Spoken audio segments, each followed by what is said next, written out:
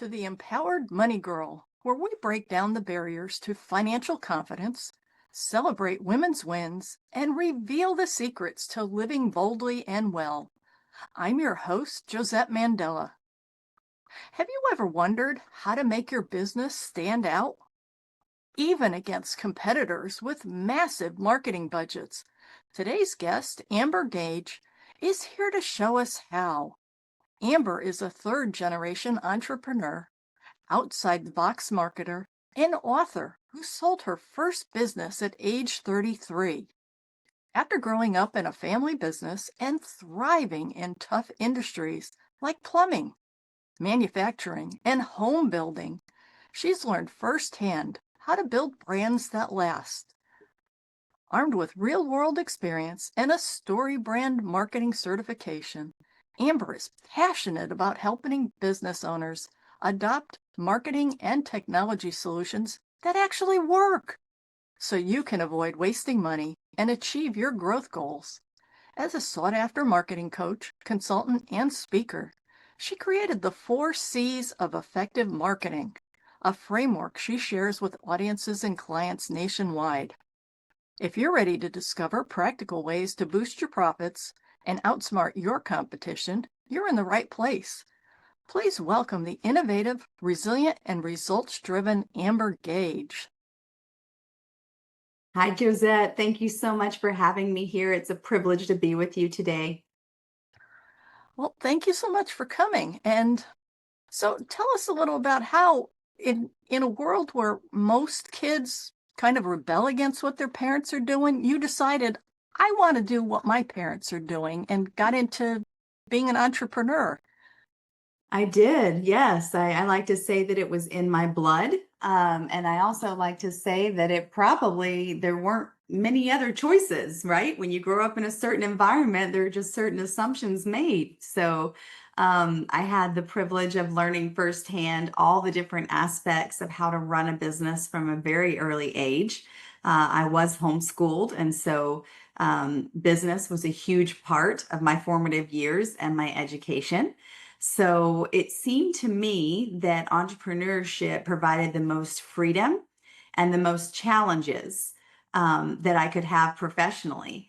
And so after graduating from Baylor University, Sickle Bears, if there are any fellow Baylor Bears out there, I decided to come back to the family business and to help it grow, and was blessed to do that for well over a decade before striking out on my own and putting that knowledge and firsthand experience to work for my clients. And it's been a blessing.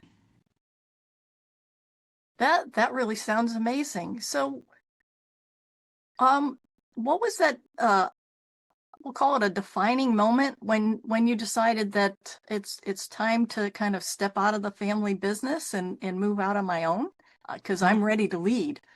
Yeah. Yeah. I think we know that in our gut.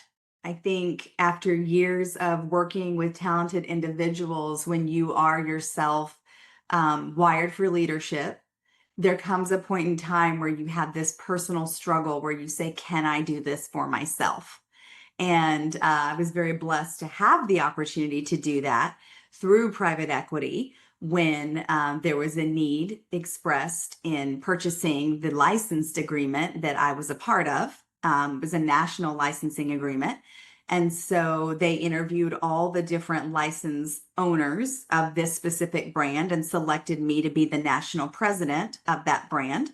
And so that was the condition of sale when I left the family businesses. It was that I was to consolidate multiple branches of a common brand into one now centralized business.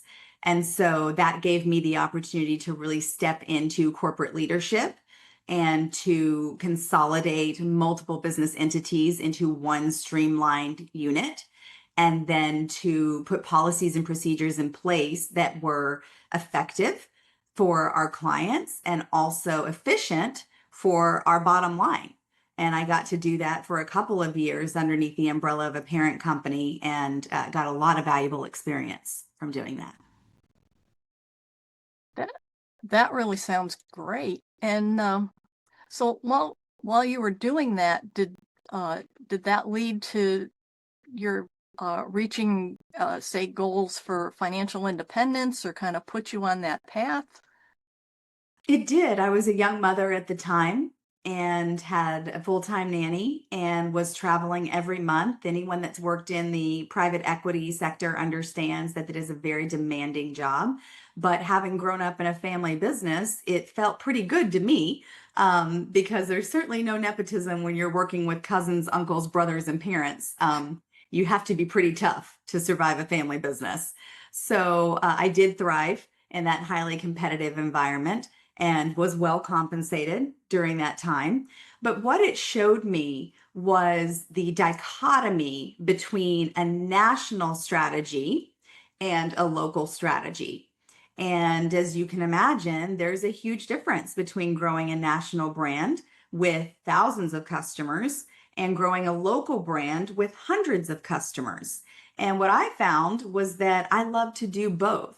And I wanted to find a way to bring enterprise level solutions to local companies so that families like mine could scale and achieve their goals. And so, after several years in private equity and after being away from home, I decided to resurrect my LLC and to restructure my life with ultimate freedom so that I could concentrate on my son, bring these national processes to my people, my blue collar entrepreneurial family businesses, and help them to have the financial freedom that they deserved, as well as the work life balance, which I believe personally is a myth. When you're an entrepreneur, there is no work life balance, right? We're going to work all the time, and it's our privilege. But I wanted to bring those solutions to my fellow entrepreneurs so that they too could have options. Yeah, and you talk about the work-life balance. I was at a seminar not too long ago, and the guy got up on stage and he said, "Congratulations to all of you here. You turned in a 40-hour a week job into a 120-hour a week, love what I'm doing opportunity." Yes, yes, that's right. That's exactly right. Congratulations. We work at night, we work from bed, we work from coffee shops, we work from baseball games. It's what we do. So, what about your relationship with money? Has it changed much over the years, or were you always, I got it together, I know what I want, and money just comes to me? I think my relationship with money is still an ongoing metamorphosis. Having grown up in very humble conditions, it was feast or famine. The idea of feast or famine as it parlays to entrepreneurship was something that I had to work on from a mental perspective. I don't believe it has to be feast or famine when you're an entrepreneur. Very thankfully, there are processes and procedures that you can put into place as an entrepreneur, such as Mike Michalowicz's fantastic book, Profits First, so that you pay yourself, such as the entrepreneurial operating system, so that you are putting other people into the right seat so that they are working to build your business and generate revenue for you when you are not working. So, my understanding of money and cash flow and profitability has certainly matured over the years, the longer that I've owned my business and worked in it.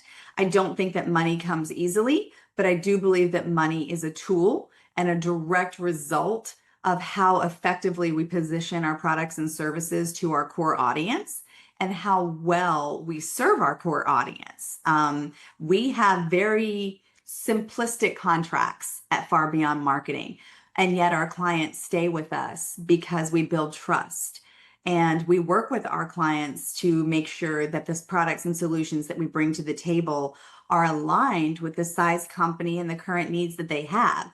So we really position ourselves to grow alongside their budget, which allows our revenue to scale simultaneously. So I believe that money, in summary, is a tool like anything else. It does make the world go round, but it can be you don't have to be enslaved by money. I think that money is a byproduct of the processes that you put into place for your business so that it works for you, not the other way around. Oh, I so love that, that your money is a tool and it it needs to work for you. And that is definitely one of those lessons that it, unfortunately a lot of women don't seem to have gotten. Right. Um, Partly, I guess it's because it's not a skill. Managing your money, even talking about money is kind of taboo in the US. And Mhm. it's so refreshing to, talk to another business owner and she's like, yeah, it's a tool. It's not something that I'm chasing after or that I just use it as the tool that it is with other tools. Right. Right. And I think that women tend to be excellent money managers. We also tend to be a bit risk averse. And I think we end up apologizing more for our success. And we need to get over that. We need to understand that we are wired to think creatively and outside the box, and not be afraid to make money a goal or to work for us. Yes, there is the situation where many women are not compensated as equally as men in the corporate world. It doesn't have to stay that way. And certainly as an entrepreneur, you can control where your money goes and how much money you make. I know many empowered female entrepreneurs, especially in the marketing world, who have mastered money, but it does take confidence and it takes a boldness that unfortunately I don't think we always learn early in our lives. There's also something that happens after we hit 40, don't you think, where we just go, nope, life on my terms now. I agree. It seems like that seems to be when women suddenly look in the mirror and say, "Wait a minute, this is not my life. Right, I I always had this dream," and then we start really looking at it from the perspective of it's my time. right, right. Yeah. And we should embrace it. Yes, absolutely. So, um, because you use money as a tool, then do you actively invest? Absolutely. I have a wonderful investment advisor that I work with. In fact, more than one. Yes, she is a female. I love the way that she thinks about investments with a diversified portfolio. We talk about the pros and cons of long term and high risk versus low risk.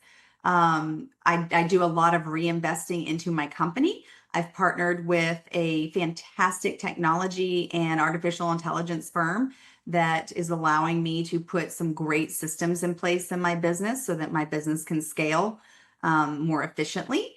So I think you have to make a decision about how much you want to reinvest in your business, how much of your money is for play, how much of your money is for your future. And really look at it in these different buckets of if every dollar was assigned a job, what job do you want that dollar to have? Yeah, that's a great way to look at money is and I've heard that phrase other places too, that if you don't give your money a job, it's probably going to be real lazy because it doesn't know what it's supposed to do with itself. Right, right, exactly. Or you'll be tempted to put it in the wrong allocation, right? Exactly. So, what advice would you have for women that are just starting out and looking to build their financial independence? Well, I think you have to start with the end in mind. I think you need to sit down and take some time to journal about what is motivating you to take these steps for financial independence. And then you have to make a plan and align yourself with those who are smarter than you to help you get there. One of the greatest investments that I have made over the years was even when I really couldn't afford it, was to invest in business coaching from women who were farther along than me and to listen and to put into practice what they were telling me to do. Because so often it's hard for us to see past the end of our own nose. We have to be able to look ahead. And that's what a great business coach does. So, anyone that's thinking about embarking in an entrepreneurial season, understanding what your outcomes are, your desired outcomes, finding those mentors, finding those people that have achieved what you want to achieve, and sitting at the feet of greatness and humbly learning step by step what you can do proactively every day. And don't get bogged down in the details. Analysis paralysis by analysis is a real risk for women when they don't know where to get started. Just do the next right thing. Take the next step. And slowly and surely, step by step, the opportunities will come if you stay focused on your goals.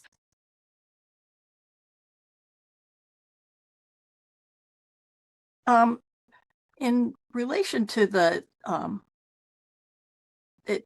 it kind of in some ways it sounds like you're suggesting that women have money on their own, even if they're married, that have a separate account from the spouse, just so that they can get comfortable with the more competent with managing their own money. Or how do you feel about that? I think it really depends on the dynamic of the woman's relationship with her partner. Um, I know of many women whose partners have been incredibly supportive and they've had transparent conversations about what they as a family could invest into a new venture. And that's been fantastic. I don't know that every woman is blessed enough to have that. But I do believe it is important to, again, assign dollars jobs and to make a clear delineation regarding how you're going to earmark your funds for the infrastructure and launch of your new business entity. That should be kept separate. Clean books from the beginning is hugely important. Especially if you have a goal of selling your company, you want to make sure that your QuickBooks and that your accounting is GAAP. So as you're starting out, build a budget, think about how you're going to fund it. Maybe you look for outside funding. But I find that clear communication is the foundational component of when you're starting out and you're having to have these tough conversations with a spouse or a partner. Yeah, that sounds like great advice. And I love that clear communication is the key, because I agree that it's so easy for I mean, I have to admit, I was one of those women that believed a man was a plan, and Mhm. I I took that path and ended up divorced and bankrupt, because it turned out he was really bad with money. So um, Yeah. I I wholeheartedly agree that women really do need to step in their own power and pay attention to these things, and not just abdicate responsibility. Yes. Yes. You should know where the money is. Even as we were growing up, and my mother had made the choice to stay home and homeschool me, she had 3 business degrees. She was very capable of working in the corporate world. But what she chose to do was to invest in my education, but she always kept a hand in the businesses so that she knew what was going on, so that she understood fundamentally how the companies were functioning, so that God forbid something tragic ever happened, she wasn't left in the dark. I'm recently divorced myself, and I can tell you the dynamic of my former marriage was very different. While we did share expenses equally, we also had separate checking accounts too. Now, there was a certain level of transparency, but there was also a certain level of autonomy to know who was bringing in what cash and where that money was going. That sounds so enlightened. Yeah. Yeah. Very important for a woman to know, have insight and control over money. Hmm. So how do you manage your I'll call it your business identity with your outside of your job, um, and maybe relationships? So do you is there a different Amber that goes to work every day than the Amber that has personal relationships, or is Amber just Amber all the time? I think that's a question of boundaries. I try to be authentic and be my authentic self in every relationship, whether it's in business or personal. But I think that we all have to decide how vulnerable we want to be with different people in our lives. And I think when we show up as our authentic selves in business, people do business with other people that they know, like, and trust. So while there will certainly always be the professional personification of the international best-selling author and the public speaker and the entrepreneur, there is also the friendship side of those who I spend quality time with outside of my company.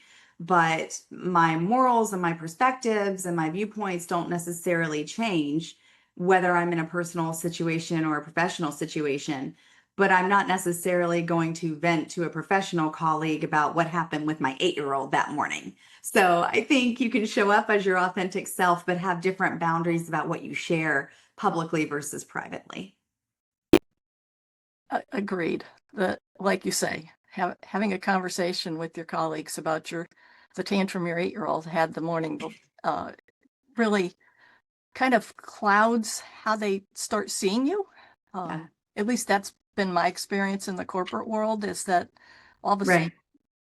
there's not the opportunities that you might have had. And probably somewhat different having your own business, because you don't really have that up level relationship to worry about. Mm-hmm. Mm-hmm. Yep. Yep. It is completely different to understand just what's appropriate. And at the same time, you do want to establish a warm relationship with your coworkers too, so that you can show up authentically with Mhm. them. We're not robots. We are organic people who, whether we believe it or not, bring problems to the office every single day. So let's be real with each other. So, what's next for you? Well, God only knows. I certainly hope to continue to grow. I want to always be the student and always be a servant leader in my industry. My personal aspiration would be to purchase some other businesses and fold them underneath my brand. I wrote 2 books in 2 years, so I'm going to take a little bit of a hiatus from the publishing world. Um, but just really want to continue to grow the Far Beyond Marketing brand and empower entrepreneurs for their success, whatever that looks like. If it's through mastermind coaching, which we are opening up a mastermind in the month of July. We've only got 10 seats available.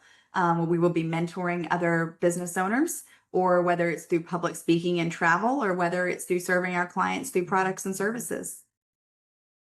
That sounds amazing. 2 books in 2 years. Wow. It was a I, lot. that's a lot of work. It definitely was. No more books, not for a while. So did you do it all yourself, or did you actually have a team that helped do the, like, editing and publishing and that sort of stuff? I'm very fortunate to have a team of talented 18 employees that work for me.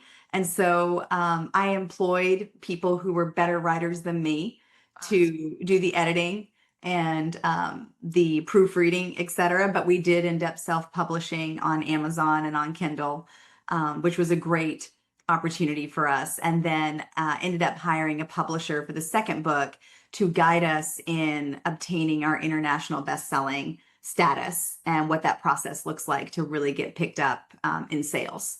So, yeah. Very nice. So if there's one message you could give to women listening today about owning their own independence, what would it be? Don't be afraid to do it. Don't question your own capabilities. Go for it. If it's truly something that you believe that you're called to do, step out in faith and give it a try. What's the worst case scenario? That you fail? Okay. We fail at things in life all the time. You can always go and get another job. You can always go and take another route.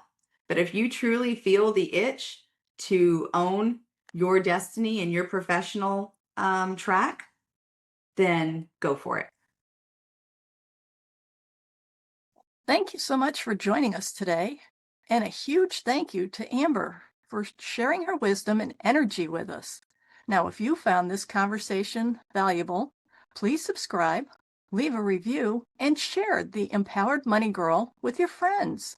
The more we spread these stories, the more women we can empower to live boldly, both financially in every part of their lives. Until next time, keep thriving. And remember, your journey to empowerment starts with you.